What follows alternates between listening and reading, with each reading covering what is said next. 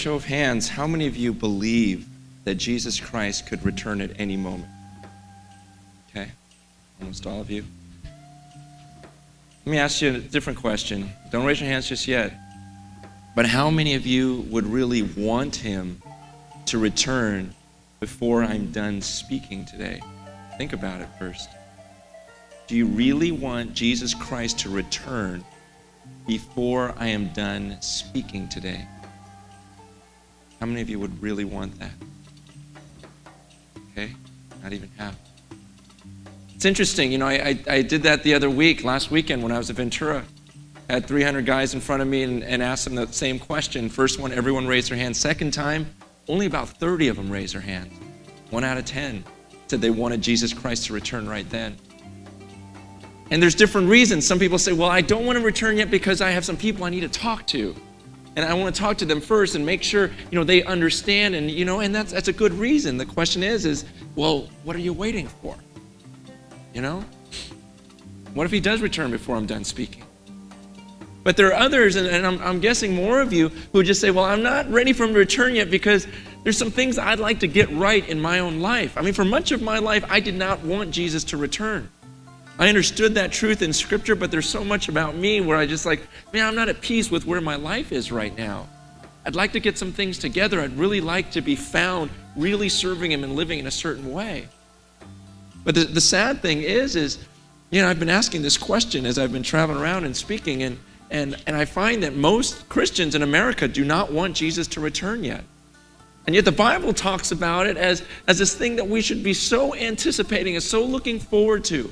It gives a picture of a bride and the groom coming for her. And she's just waiting. Any moment, my groom's going to come. He's going to come and take me. And we're going to go and get married. And it's that waiting for that moment with such anticipation. And he says that's the way we as the bride of Christ should be, looking and waiting and just saying, man, nothing else really matters in life. I just can't wait for that moment when Jesus comes and takes me to be his bride, takes me to be with him.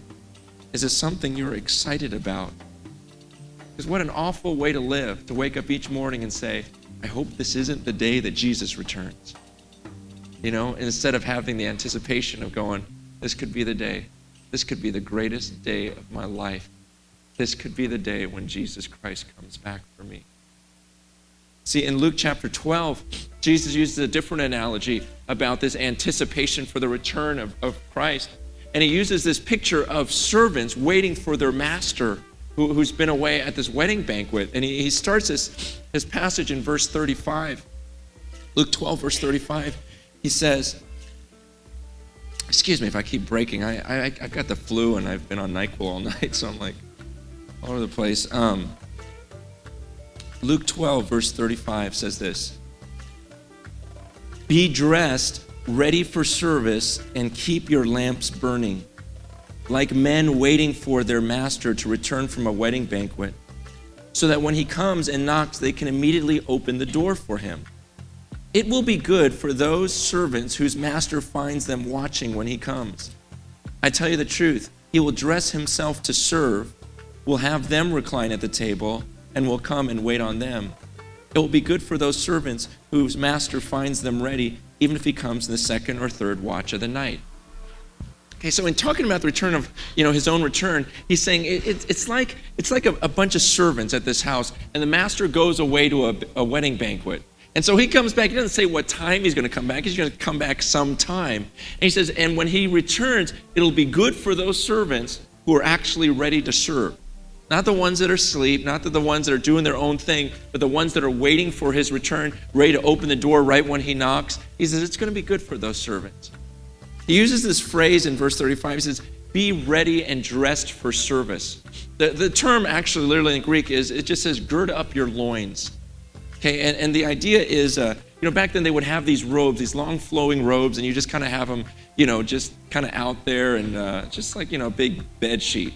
And the idea of girding up your loins is what they would do whenever they were getting ready to move, when they would run, when they would serve, is that they would pick up their cloth, whatever you call it, their dress, And they get a belt, and they would tie it all up, tie it all tight. And when you're like that, you're just a little more stiff, but you're ready for action. You weren't going to have this big gown that you're going to be tripping over. And that's a term that's used there. He says, when the master returns, he doesn't want to find you, just totally relaxed, kick back on the couch, with your gown all untucked. He says he wants you ready for action. All your clothes are girded up. You're actually serving. You're actually doing something. And he uses that term. He goes, be dressed, ready for service, and keep your lamps burning. The idea of keeping your lamp burning is, today it's like if someone knocks on the door, you can, turn the light on, clap on, and your lights turn on. Back then, it's the idea of, to keep this lamp burning because it's pitch black. It's pitch dark. And the whole idea is you've got your lamp burning, you're all dressed, you're ready for service, you're, picking up around the house, whatever you need to be doing, and so that when the master comes and you hear that knock, immediately you can open up the door. He says that's the way it ought to be. He says there ought to be a watching, a readiness. It's the opposite of, if the master came back and he finds all his servants asleep, what does that tell him? It shows him that these guys aren't that serious. These guys, it was a lack of respect. The whole point of if you got your whole household and all these servants got their lamps burning, they're ready, they're serving, even while you're gone, and when you walk in that door, it's like, it just shows a respect, it shows a glory, it shows that you are worth it.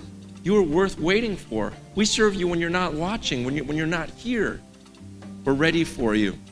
And what blows me away is verse 37, when it says, it will be good for those servants whose master finds them watching when he comes. I tell you the truth, he will dress himself to serve and will have them recline at the table and will come and wait on them. Okay, this is a very bizarre thing. Okay, in their culture, the idea is the master comes back and he looks and he sees that all his servants are working. All his servants are ready for him.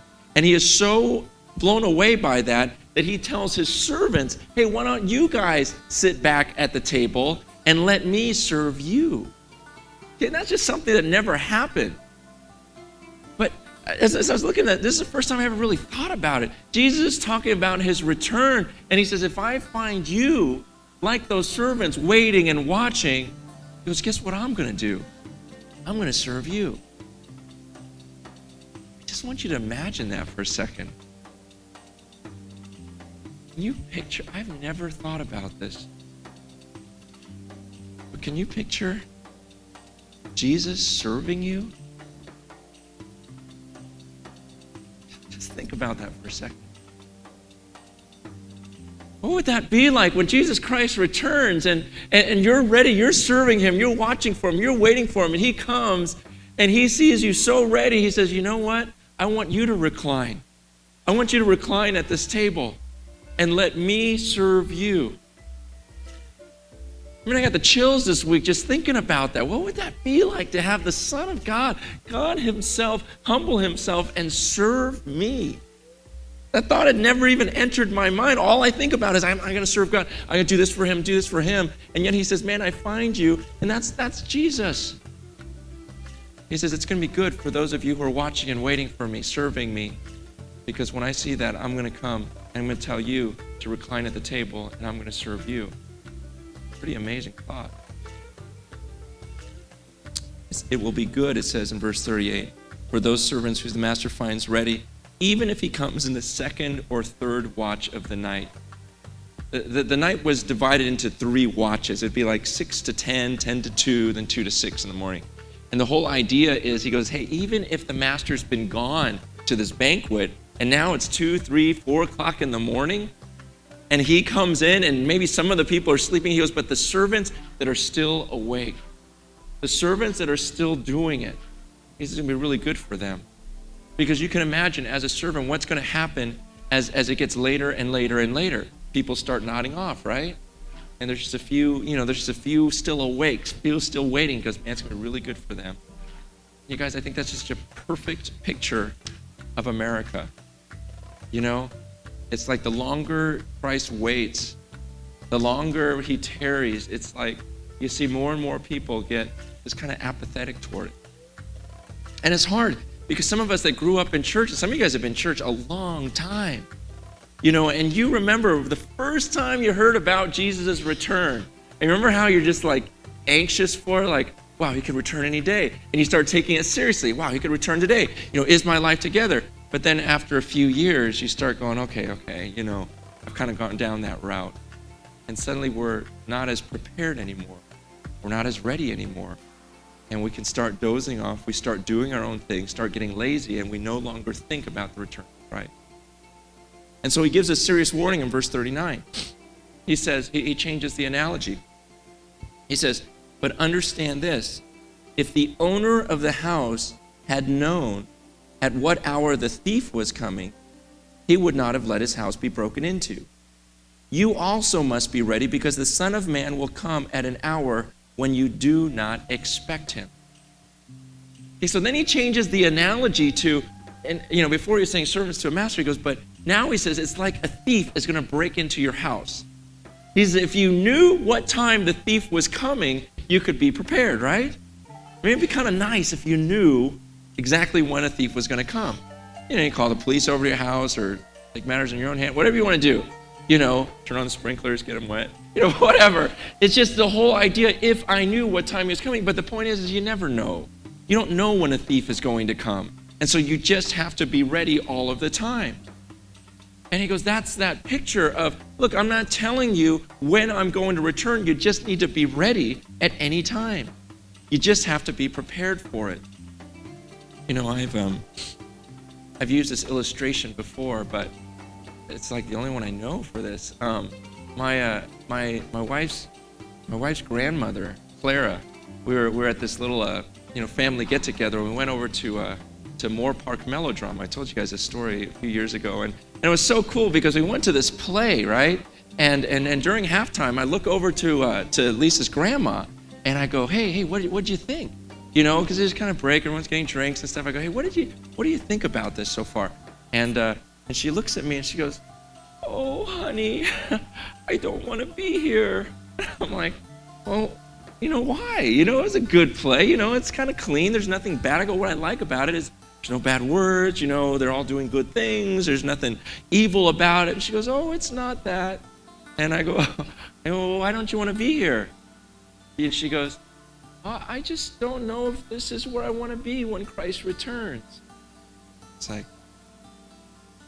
whoa, really? And she just says, I just would rather be at home praying for you, praying for your church, or going out and trying to help someone and do something for them. And so that when the master returns, I'm found doing that. I don't want to be found sitting in a theater watching a play. Oh. And I use that illustration, even though I've used it before, because that's the only time I've ever heard anyone talk about the return of Christ in day-to-day life. And this woman who seriously is thinking, wait, what if he returns right now? Not that she's doing anything even evil right then. It's just, this isn't what I want to be doing when he returns. I guarantee you the whole second half of the play, I didn't watch a bit of it.